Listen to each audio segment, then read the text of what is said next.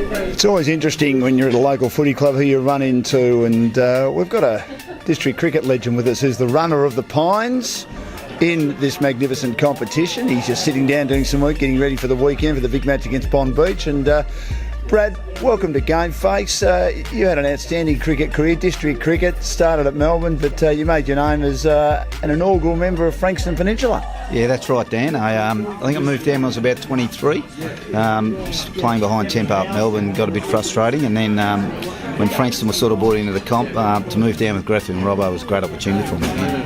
Did you think they would ever get in? I mean, it took a long time. In Geelong, I was living in Geelong at the time, and they were trying for years and years and years. I presume it was the same situation over this side of town too. Yeah, absolutely. I've known Dennis Prendergast a long time, and he was sort of feeding some information through, and I know they were doing. There was a lot of work going on in the background for a number of years, and it did start to become, I guess, a little frustrating in the view with regards to them coming in. So it was a bit after Geelong.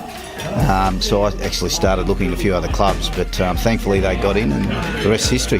Well, I mean, you came from Melbourne, and they were a legendary club. John Anderson, David Broad when you were a kid, Steve McCook, Neil Williams, and the list goes on and on and on. What did you learn from those guys? Rob Templeton, of course. Yeah, look, I learned a whole lot from those guys. As you say, they're club legends and district cricket legends, and to sort of watch them prepare and train and those things was certainly a good sort of grounding for me with regards to the work it took to make it at that level. And it's fair to say back then it was a really tough game. District cricket was really played quite tough, and there was a lot of mind games. So to learn from those guys and watch the way they dealt with not only the on-field stuff, but some of the stuff, the periphery stuff around how to go about playing cricket and building some game awareness was fantastic.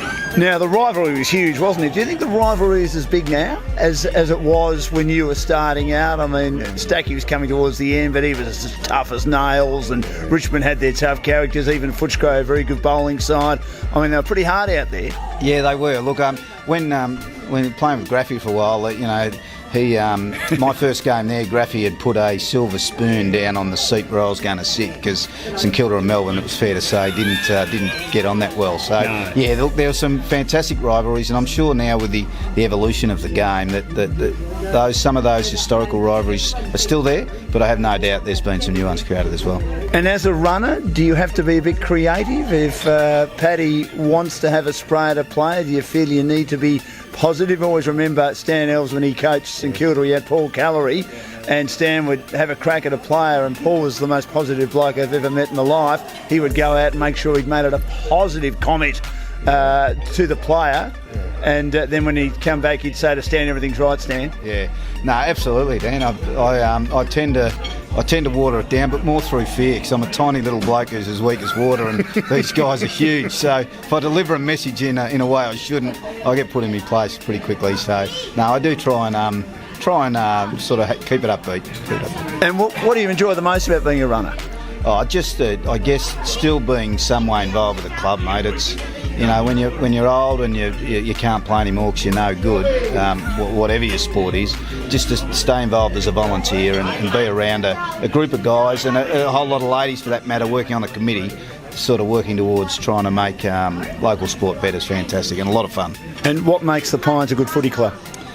A whole lot of things. I think that the coaching staff and the work they put in is amazing. The committee and the work they do behind the scenes, huge. The ladies cooking the meals. Just it's a different club than Carts and I'd remember. You know, being a Kringle boy, if you had said to me I'd ever be a Pines, I'd say no, I won't be. But it reminds me a lot of growing up at Kringle, and the closeness and the family environment makes it a great club. And being a wicket keeper, are we too obsessed by being a batsman then a wicket keeper than being a wicket keeper and then a batsman? Has the craft gone out a bit? Yeah, look, I think it's fair to say it probably has, Dan. It probably has. I reckon, in my opinion, now there's a strong focus on batting, and whilst that's important, I still think it's ever apparent that you need to be really clean gloved, and I think we're starting to see that recent times with what's happened at the top level with Wadey and that. You know, they've really looked for a more polished gloveman. Good on you, Brad. Appreciate that. Good luck to Pines this week. Big game against Bond Beach for the rest of the year, and hopefully you're running around in the finals with the mighty team wearing great colours. I love those colours, red and green. Thanks, Dan. Cheers. Get your game face on.